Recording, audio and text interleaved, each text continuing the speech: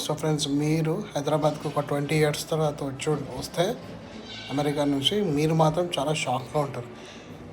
ఇక్కడ మీరు అబ్జర్వ్ చేస్తే వాచ్ స్టేషన్ ఫ్యాక్టరీ అవుట్లెట్ ఉంది, యుఎస్ పోలో అసోసియేషన్ స్టోర్స్ ఉన్నాయి, స్టీవ్ మ్యాడన్ స్టోర్ ఉంది, స్టార్ బక్స్ ఉంది. అండ్ అలాగే మీరు అబ్జర్వ్ చేస్తే మాల్స్లో separate sections with Calvin Klein's showrooms ఉన్నాయి, అమెరికన్ ఈగల్ అవుట్లెట్స్ ఉన్నాయి, గ్యాస్ ఉన్నాయి. సో అమెరికాకి ఇండియాకి మీకు అసలు తేడా అనేది తెలియదు అనమాట. సూపర్ డ్రై అమెరికాలో ఏదైతే జాపనీస్ బ్రాండ్ ఏదైతే ఈ మధ్య బాగా ఫేమస్ ఉందో యూత్లో, దాంతోపాటు స్టార్ బక్స్ కెఫ్టెరియా కౌంటర్స్ ఉంటాయి.